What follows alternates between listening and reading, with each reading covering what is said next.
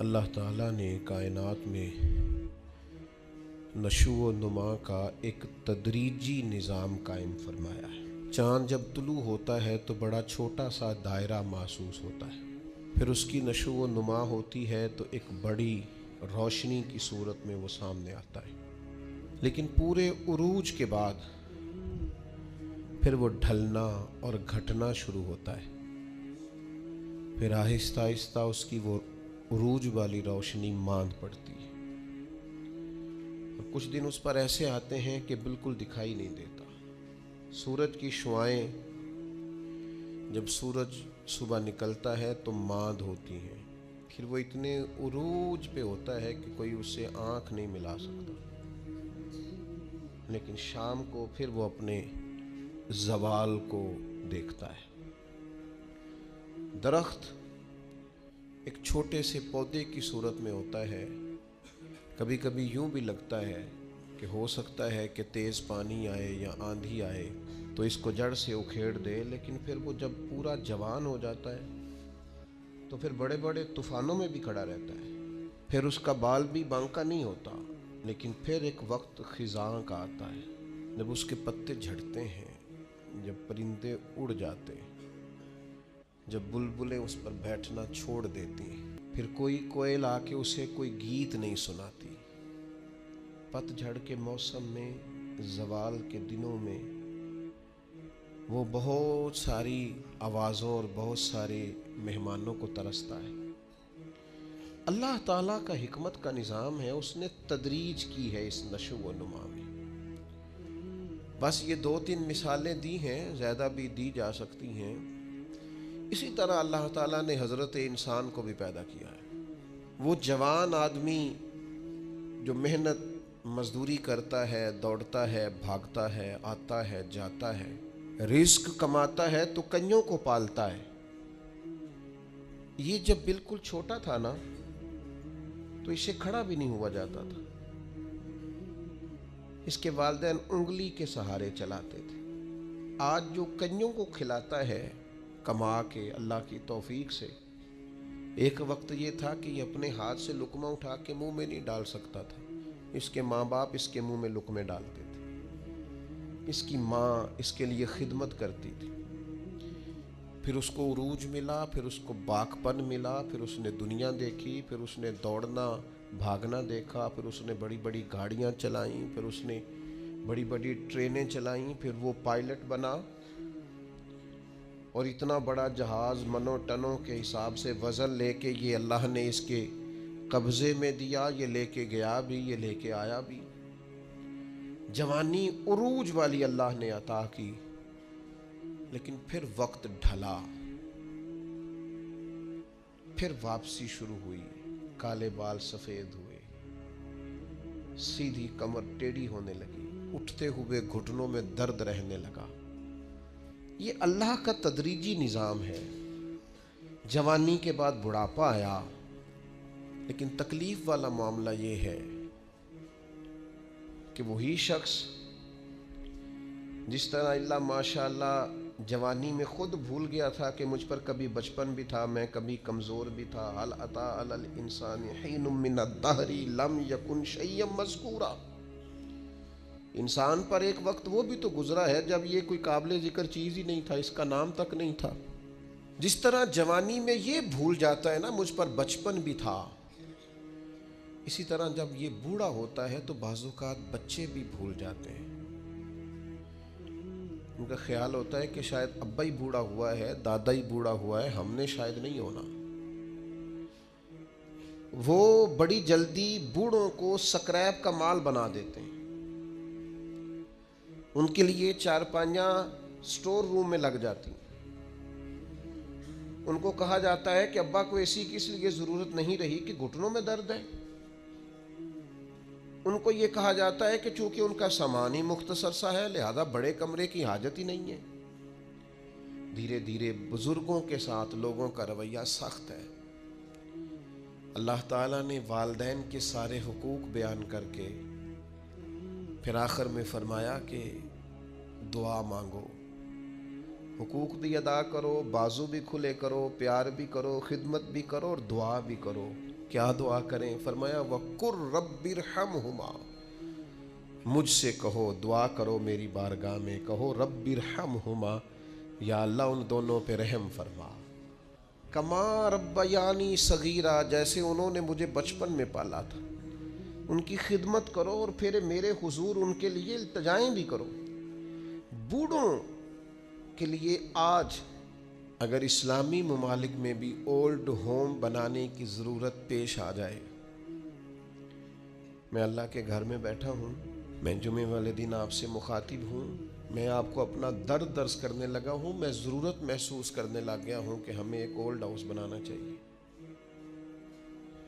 جس تکلیف سے آ کے بوڑھے اپنی بیبتا سنانے لگیں، جس درد سے آ کے وہ اپنی کمزوریوں کا اظہار کرنے لگیں۔ کبھی کبھی دل کرتا ہے کہ طلباء کے لیے بھی مدرسہ بنائیں اور کوئی 10 کمرے بوڑھوں کے لیے بھی بنا دیں، یہ دل کرنے لگا ہے، کیونکہ 6 بچے تھے اور اکیلا باپ ان کی ضروریات، پڑھائی، دوائی، کھانا، ان کی سیریں افورڈ کرتا تھا۔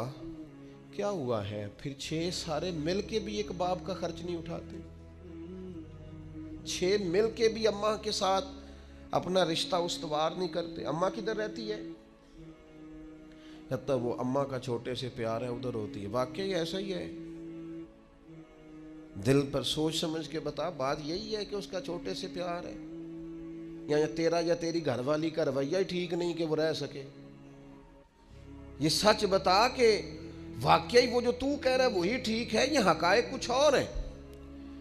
بوڑھوں کے لیے اسلام نے جو حقوق بیان کیے، بیان کرتے کرتے مدینے والے حبیب نے بات اتنی کھول دی، حضور فرمانے لگے تمہیں پتہ ہے تمہیں جو رزق دیا جاتا ہے وہ تمہارے ضعیفوں کی وجہ سے دیا جاتا ہے۔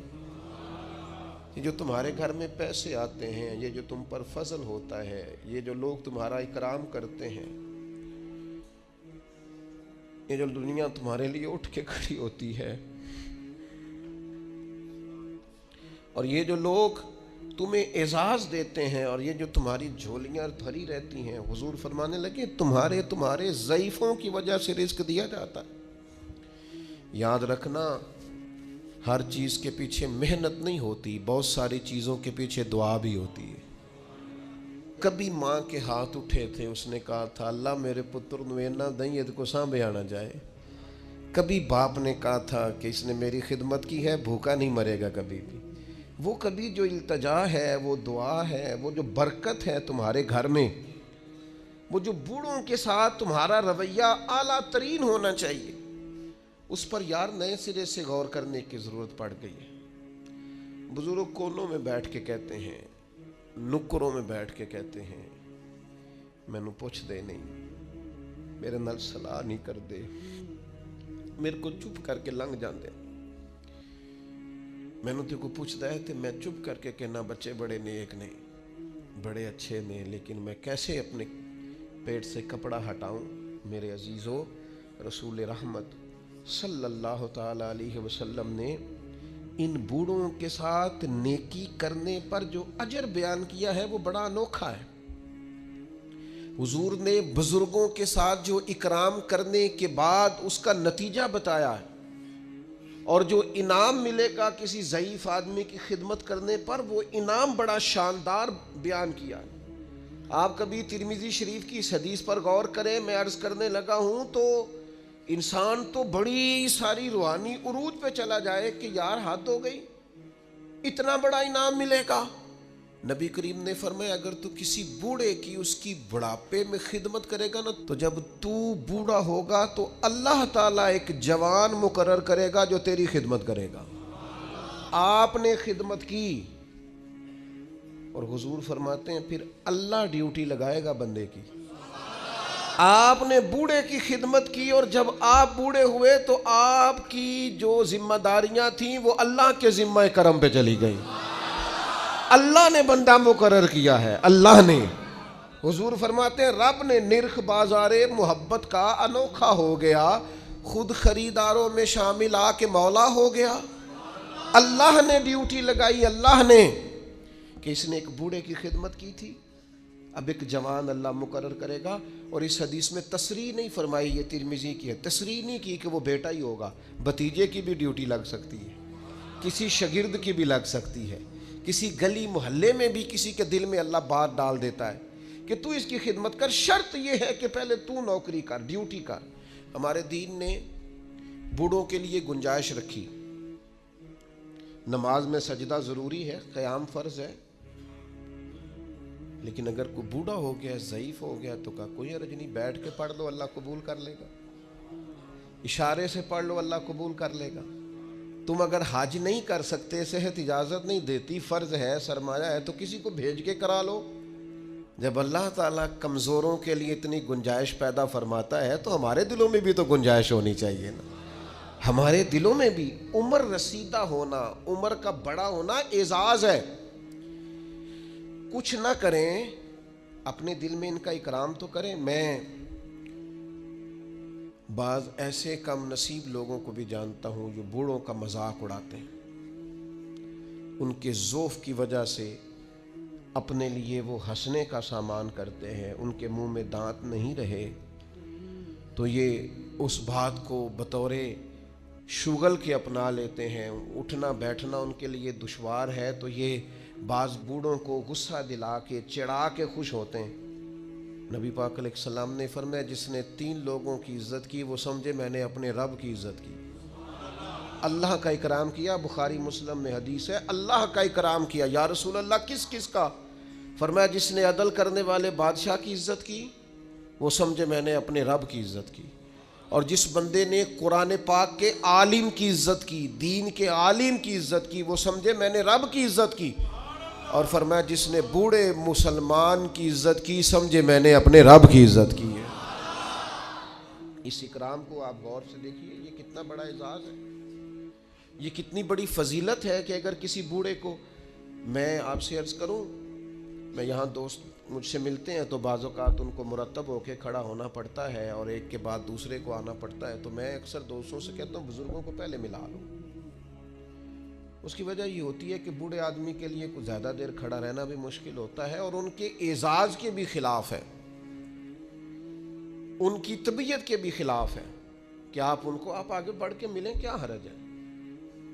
آپ ان کی سفید داڑھی کا اکرام کریں جس کی اللہ بھی حیا فرماتا ہے، آپ اپنے سے عمر رسیدہ لوگوں کا اکرام کریں گے تو ان کی عزت تو ہوگی، آپ کی تربیت بھی نظر آئے گی، آپ کو لوگ دیکھ کے کہیں گے کہ ماں باپ نے سینچا ہے، اساتذہ نے توجہ دی ہے، مشائخ نے تربیت دی۔ آپ بزرگوں کے لیے اپنے جذبات کو نرم کریں، آپ ان کے حق میں اپنی رائے کو عمدہ کریں، آپ اپنے دل میں ان کے لیے گنجائش بنائیں، خدمت کے لیے آگے بڑھیں۔ ایک بوڑھے آدمی آئے حضور علیہ السلام کی عالی مرتبت بارگاہ میں، تو کچھ لوگوں نے انہیں جگہ دینے میں تھوڑی تاخیر کی، تو اللہ کے رسول نے تنبیہ فرمائی۔ نبی کریم علیہ السلام فرمانے لگے جو چھوٹوں پہ رحم نہ کرے اور بڑوں کا احترام نہ کرے وہ تو ہم میں سے ہے ہی نہیں۔ ہم نے تو سکھائی ہی رحمت کرنا ہے اور ہم نے تو بتایا ہی اکرام کرنا، تو جسے نہ چھوٹے پہ رحمت ہے، دیکھیں نا بڑوں کی بھی ڈیوٹیاں ہیں، ان کو بھی سختی سے منع کیا چھوٹوں پہ رحم کرنا، ان کو بھی تاکیداً منع فرمایا، اور چھوٹے سے کہا تم نے اس کا اکرام کرنا ہے۔ مجھے بتائیے کتنا حسین سنگم بنے گا، کتنا شستہ عمل بنے گا، اور کس قدر خوبصورت ماحول بنے گا۔ بڑا شفقت ہی کرتا جا رہا ہے اور چھوٹا احترام ہی کرتا جا رہا ہے۔ انداز کتنا انوکھا ہوگا، خوشبو کتنی پھیلے گی، ٹھنڈک کتنی ہوگی، اس کے اندر حسن کتنا چھلکے گا۔ تو میرے عزیز اپنے بزرگوں کا، ضعیف لوگوں کا کچھ اکرام کریں۔ بعض لوگ کہتے ہیں ابا جی سخت بڑے ہیں، اور بہت سارے ایسے لوگ ہیں جو ابا جی کی سختی کا بیان کرتے ہیں، حالانکہ وہ ان کا افسر بھی سخت ہے، حالانکہ انہیں زندگی میں کئی ایسے لوگ ملتے ہیں جو بڑے سخت ہیں پر ان سے کام ہوتا ہے نا، لہذا ان کی سختی قابل قبول ہوتی ہے۔ تو ابا جی سخت ہیں، جب بچپن میں آپ کو پال رہے تھے تب سخت نہیں تھے، جب وہ روز موٹر سائیکل پہ بٹھا کے لینے جاتے تھے، چھوڑنے جاتے تھے اسکول میں، تب سخت نہیں تھے، جب زندگی کے 20-25 سال تیرے لیے صبح سے شام تک مزدوریاں کر کے رزق کما کے لاتے تھے اور پرانے کپڑے پہن کے تجھے نئے پہناتے تھے، تب سخت نہیں تھے۔ ایک بزرگ کا فرمان یاد رکھنا بڑا نفع دے گا. وہ فرمایا کرتے تھے ماں باپ کی سختی برداشت کر لو، انشاءاللہ پھر ساری زندگی کسی اور کی سختی سہنی نہیں پڑے گی، پھر اللہ تعالیٰ آسانی کر دے گا، پھر تمہیں اس تکلیف سے گزرنا نہیں پڑے گا. اور پھر میں عجیب منظر میں دیکھتا ہوں زمانے میں کہ یہ سب کا خیال ہے کہ ہماری عزت ہو، تو بھئی آپ بھی تو کسی کی کریں نا. یہ سب کا خیال ہے کہ ہمارا اکرام کیا جائے تو آپ بھی کسی کا کریں. یہ سب کا خیال ہے کہ میں ایک ٹائم آئے جب میں سینئر سٹیزن بن جاؤں اور میں بوڑھا ہو جاؤں اور بزرگ ہو جاؤں تو بھئی آپ بھی کسی کا اکرام کریں تاکہ اس وقت آپ کے لیے بھی آسانی بنے. بوڑھوں کے نرم دل، ان کا جی چاہتا ہے کہ ان کی عزت ہو، ان کی طبیعت چاہتی ہے کہ ہاں ایک الگ بات ہے کسی میں عاجزی کوٹ کوٹ کے بھری ہوئی ہے، وہ کہتا ہے نہیں نہیں جی ضرورت نہیں، لیکن بزرگی تقاضا کرتی ہے کہ اکرام کیا جائے، احترام کیا جائے. علامہ اسماعیل حقی لائے ہیں روایت، ایک شخص نے آ کے عرض کیا تھا حضور میرے رزق میں برکت نہیں، تو حضور فرمانے لگے کہیں تو بوڑھوں کے آگے آگے تو نہیں چلتا، تو بزرگوں کا گویا احترام کرنا شروع کر دے، اللہ تیرے رزق میں برکت پیدا فرما دے گا. لیکن ہماری طبیعت یہ ہے کہ ہمارے اندر وہ خاص جذبات پیدا نہیں ہوتے. ہمیں وہ آج ایسے لوگوں سے سابقہ پڑتا ہے اور ایسے لوگوں کو سنتے ہیں جو مزاجن بے ادب ہوتے ہیں، طبعاً بے ادب ہوتے ہیں، تو ہم یہ ادب، یہ احترام، یہ چھوٹی سی قید ہوتی ہے، تو ہم چونکہ کسی قید کے قائل نہیں، آزاد جینا چاہتے ہیں، مرضی سے اٹھنا چاہتے ہیں، مرضی سے سونا چاہتے ہیں، مرضی سے آنا جانا چاہتے ہیں. تھوڑی سی قید ہمیں بھاری لگتی ہے. یاد رکھنا اگر زندگی میں بزرگوں کا احترام کریں گے، اکرام کریں گے، آپ کو پتہ ہے اسلام نے کچھ احکام بیان کیے. کچھ لوگ گفتگو کر رہے تھے حضور کے سامنے تو نبی پاک نے فرمایا جو تم سے بڑا ہے پہلے اسے بات کرنے دو. کچھ شریعت نے فقہا کے لیے خاص احکام بیان کیے. مثلا ایک شرعی مسئلہ ہے کہ نماز کی امامت کرنی ہے. اب امامت کے لیے 2 لوگ یا 3 لوگ مل گئے ہیں، تینوں ہی حافظ ہیں، تینوں ہی قاری ہیں، تینوں ہی مسائل نماز سے ایک جتنا آگاہ ہیں، تینوں کے اندر اللہ تبارک و تعالیٰ نے صلاحیت رکھی ہے کہ بہترین انداز میں امامت کر سکتے ہیں. اب تینوں موجود ہیں، ترجیح کس کو دینی ہے؟ تو فقہا نے لکھا دیکھ لو عمر کس کی زیادہ ہے، اس کو مصلی پہ کھڑا کر لو. یہ بھی ایک وجہ فضیلت ہے، یہ بھی ایک وجہ اعزاز ہے، اور عشاق کی اپنی بات ہے، عاشق اپنے رنگ میں بات کرتے ہیں. ایک عاشق نے کہا مسئلہ اس طرح ہے کہ جس کا زمانہ ہم سے آگے ہے نا اس کا زمانہ نبی پاک کے زمانے کے قریب ہے، تو ہم تو اس لیے بھی کرام کرتے ہیں کہ اس کا زمانہ رسول پاک کے زمانے کے قریب. ہم زیادہ بعد میں آئے ہیں تو اس کا زمانہ حضور کے ظاہری زمانہ مبارک کے قریب ہے، لہٰذا ہمارا عشق تقاضا کرتا ہے کہ جس کا زمانہ حضور کے زمانے کے نیڑے ہے ہم تو اس کا احترام کریں گے. تو آپ مجھے بتائیے جب اپنے سے سینئر کا اس لیے احترام کیا جا رہا ہے کہ اس کا زمانہ قریب ہے تو پھر صحابہ کا کتنا کوئی احترام ہوگا، پھر اولاد رسول کا کتنا کوئی احترام ہوگا. صحابہ تو وہ صحابہ تھے جن کی ہر صبح ہی صبح عید ہوتی تھی، کیونکہ خدا کا قرب حاصل تھا، نبی کی دید ہوتی تھی. تو بزرگوں کے لیے اپنے رویوں میں نرمی، اپنی طبیعتوں میں نرمی اپنے بزرگوں کے لیے. اور میں عرض کروں کہ انسان سب سے زیادہ قابل رحم بڑھاپے میں ہوتا ہے. اس نے بڑا عروج دیکھا ہوتا ہے، اس نے بڑا کچھ اپنے ہاتھ سے کیا ہوتا ہے، ساری کنجیوں پر اس کا قبضہ رہا ہوتا ہے، لیکن پھر وہ جب اپنے سامنے ان چیزوں کو بکھرتا دیکھتا ہے، سمٹتا دیکھتا ہے، تو طبیعت کے اندر بعض چیزیں ایسی پیدا ہوتی ہیں جو ٹھیک نہیں. اللہ کے محبوب علیہ السلام نے فرمایا تمہاری برکت تمہارے اکابر کی وجہ سے، تمہارے بڑوں کی وجہ سے تمہیں برکت ملے گی. بزرگوں سے اگر رویہ ٹھیک رکھو گے تو برکت ہو جائے گی، کرم ہو جائے گا، رحم ہو جائے گا. لوگ جو مرضی کہتے پھریں، لیکن مجھے بڑا ہی اچھا لگتا ہے جب میں کسی گاڑی کے پیچھے لکھا ہوا دیکھتا ہوں نا سب میرے ماں باپ کی دعا، دل بڑا ٹھنڈا ہوتا ہے، طبیعت میں بڑا قرار آتا ہے. میں آپ کے سامنے بیٹھا ہوں، میں نے ڈھیر سارے اساتذہ سے پڑھا ہے، اور کتاب کا میرے ساتھ تعلق یہ رہا کہ یوں بھی ہوا کہ 300 صفحے کی کتاب ہے تو میں نے شروع کی ہے تو ایک ہی نشست میں پڑھ کے اٹھاؤں. میں نے زندگی میں بہت کچھ سیکھا، بڑے لوگوں سے سیکھا، لیکن مجھے اگر کوئی بندہ کہے نا آپ کی اصل یونیورسٹی کا نام کیا ہے، تو میں کہوں گا میری اماں۔ مجھے کوئی کہے کہ آپ کو سب سے زیادہ کس سے سیکھنے کا موقع ملا، تو میں کہوں گا میری والدہ سے، اپنے والد صاحب سے۔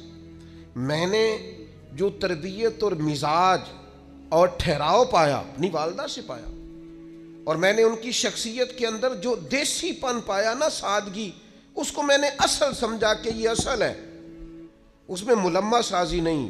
دیہات کے لوگوں میں وہ چالاکیاں نہیں جو دور جدید کے لوگوں میں اللہ ماشاءاللہ آ گئی۔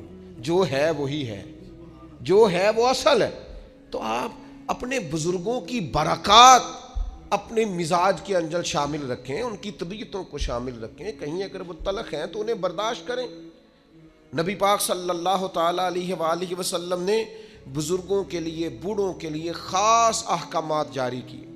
اصل میں نا ہمارے ہاں بہت ساری چیزیں مغرب سے آئی ہیں، اور جو مغربی معاشرہ ہے وہ سارے کا سارا مادیت پر مبنی ہے، مادہ پرستی ہے۔ اب 18 سال کے ہو گئے، آپ فارغ ہیں، نکلیں گھر سے، آپ کے والدین کدھر ہیں کوئی پتہ نہیں، وہ کہاں وقت بتاتے ہیں آپ کا کوئی لینا دینا نہیں، آپ پر قانوناً کوئی پابندی نہیں۔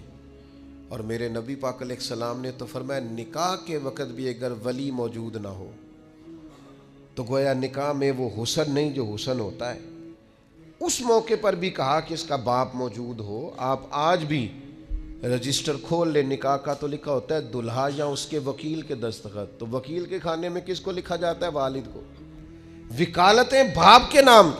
تو چونکہ مغربی سوسائٹی مادیت پر مبنی تھی، صرف پیسے کماؤ باقی چھوڑ دو، تو ہمارے ہاں لوگوں نے اس طرف توجہ کی تو یہاں بھی اولڈ ہاؤس بننے لگے، یہاں بھی بوڑھوں کو سکریب کا مال سمجھ کے ہم نے چھوڑنا شروع کر دیا۔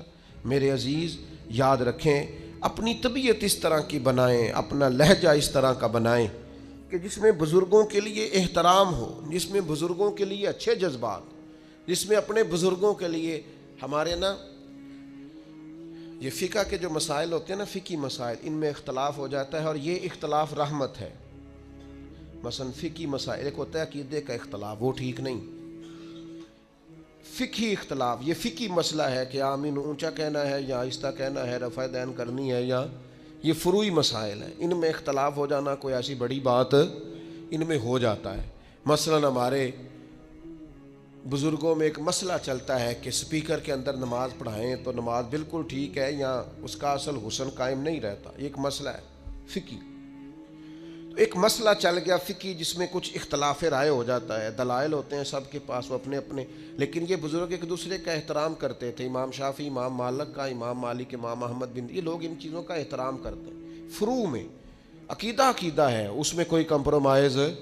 تو ہمارے ایک دوست تھے تو ان کا اس مسئلے میں موقف اور تھا، استاد صاحب کی رائے اور تھی، تو کچھ تھوڑا سا اختلاف پیدا ہوا، لیکن بڑے حسین لوگ تھے، اختلاف بھی احترام کے ساتھ کرتے تھے، اختلاف میں بھی وہ آداب نہیں چھوڑتے تھے۔ تو استاد صاحب نے بلایا اور بلا کے کہا یہ مسئلہ بیان کرتے ہیں، کہ میں کرتا ہوں، تو کہا میری رائے تو یہ ہے۔ تو میں اپنے اس دوست کا قائل ہو گیا۔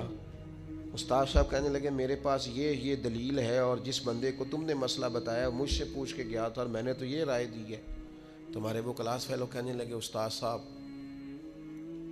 میرے پاس دلیلیں بھی ہیں، اور آپ نے مجھے کتاب و سنت پڑھنے کا جو سلیقہ بتایا، اس سلیقے کی روشنی میں مسائل بھی اخذ کر سکتا ہوں، دلیل بھی دے سکتا ہوں، لیکن چونکہ آپ میرے استاد ہیں، آپ جیسے حکم کریں میں ویسے رائے دینے کو بھی تیار ہوں، میں اڑوں گا نہیں، میں زید فقہی مسئلہ ہے، میری رائے اور ہے، آپ کی رائے اور ہے، لیکن برکت چونکہ بڑوں سے ہوتی ہے، بزرگوں سے ہوتی ہے، لہٰذا میں اپنی رائے چھوڑ دیتا ہوں۔ تو میرے بھائی ایک عالم دین دلائل رکھنے کے باوجود اگر اپنے استاد کے سامنے اپنی رائے چھوڑ کے استاد کی رائے پہ عمل کرتا ہے، چلو مہربانی کرو کبھی آپ بھی ابا جی کے سامنے اپنی رائے چھوڑ دو، کبھی آپ بھی کو ٹھیک ہے جس طرح آپ کہیں گے ویسے ہو جائے گا، آپ بھی کبھی تھوڑی دیر کے لیے اپنی رائے سے رجوع کر لیں، کوئی حرج والی بات نہیں ہے، کچھ بھی نہیں فرق پڑتا، کچھ بھی معاملہ نہیں ہوتا۔ ہمارے ایک دوست تھے، ایک اور بات یاد آ گئی، تو کہیں سفر پہ جانا تھا، دوستوں نے سیر کے لیے کالج کے زمانے میں، تو انہوں نے پہلے وعدہ کیا پھر انہوں چھوڑ دیا. تو ان سے کہا کیوں نہیں جا رہے؟ کہنے لگے میری امی نہیں مانتی. تو اب نوجوان بچوں کے لیے تو یہ بڑا خطرناک جملہ. سب نے مذاق کیا. تو میں آیا تو مجھے آ کے کہنے لگے کہ جی وہ صاحب مکر گئے نے، کہنے نے میری امی نہیں مان گئی. وہ تو امی تو بغیر قدم بھی نہیں چکتا. تو میں نے کہا خدا کے بندو طنز کر رہے ہو، اس کو تو بلاؤ، اس کی تو زیارت کرنی چاہیے.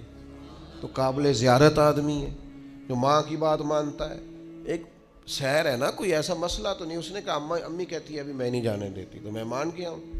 تو یہ قابل تحسین ہے کہ قابل تنقید ہے. آپ نے اسے تنقید کا باعث بنا لیا ہے.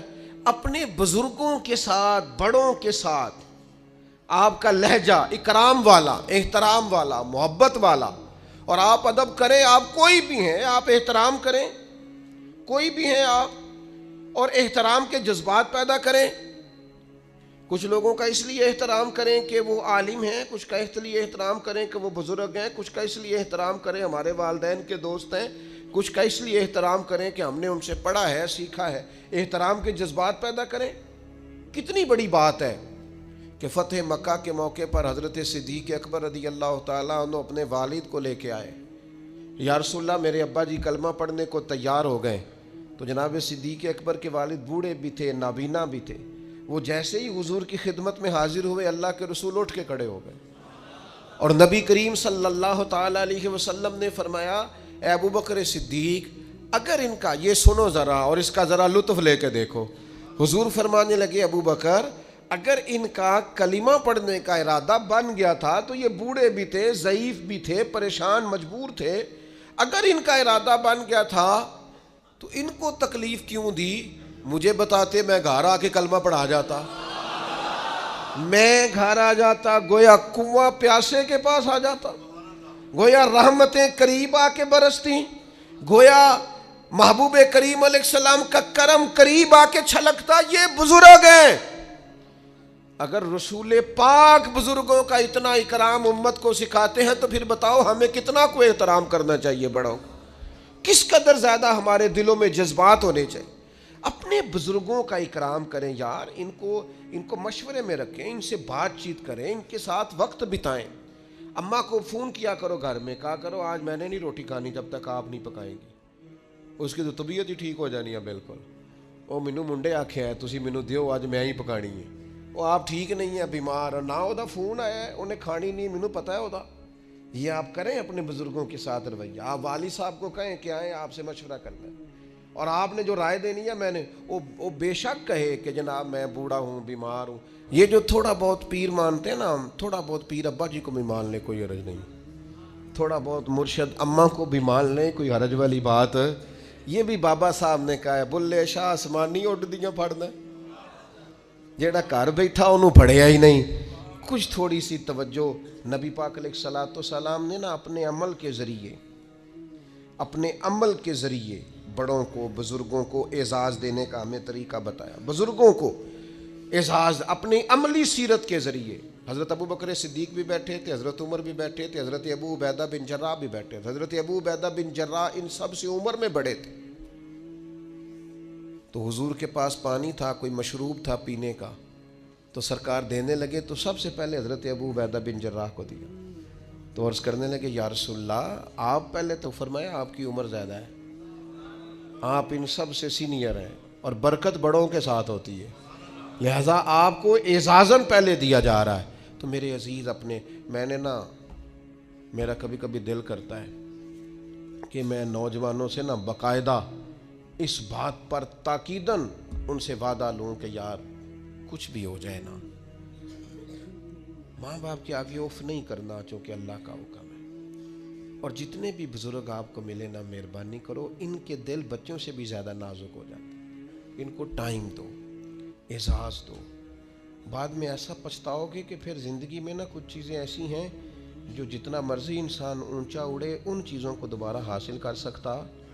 نبی پاک جناب ام ایمن کی قدر کرتے. حضور حضرت حلیمہ کے آنے پہ کھڑے ہوئے، چادر اتار کے بچھائی، رضائی والد آئے تو اللہ کے رسول کھڑے ہوئے. نبی پاک صلی اللہ تعالیٰ علیہ وسلم نے ان بڑوں کا اکرام کر کے، جناب عباس آئے تو حضور کھڑے ہو گئے، میرے چچا. نبی پاک علیہ الصلوۃ والسلام نے عملاً ہمیں کہا ہے بزرگوں کے ساتھ آپ نے ناراض نہیں ہونا۔ نوجوانوں، مجھے پتہ ہے کچھ والدین کی طبیعتیں سخت ہیں، پر اللہ نے ہمارا والد بنایا ہے نا، انہوں نے بھی ہماری ساری تکلیفیں میرے قریبیوں میں ایک دوست ہیں کہ ابا جی بڑے سخت ہیں، تو وہ اکثر شکایت کرتے رہتے تھے ابا جی بڑے سخت نے، ابا جی بڑے ڈاڈے نے جی، تو ان کی دسی حضرت صاحب، تو ان کا کوئی آپریشن تھا، چھوٹا سا آپریشن تھا۔ ان کے دوست بھی مجھے کہتے تھے کہ ابا جی نے بڑے ڈاڈے نے، چھوٹا سا آپریشن تھا، تو مجھے فون کر کے نا تو ابا جی رو پڑے، کہنے لگے پیر صاحب دعا کرنا، منڈے دا آپریشن ہے تے تمہیں پتہ ہے اپنے دکھ ویکھے جاندے نے، اولاد دے نہیں جے ویکھے جاندے، دعا فرمانا۔ میرا دل کرے کدی مینوں ملے نہ ہونا آ کے، تینوں میں دساں کرما لیا، تو کہنا ڈاڈا بڑا ہے، اس نے تو رو رو کے حد کر دی تیرے لیے، اور باپ نے۔ اس لیے مہربانی کریں اپنے بزرگوں کے لیے اپنے جذبات کو اعلیٰ کریں، اللہ تعالیٰ سمجھنے کی توفیق عطا فرمائے۔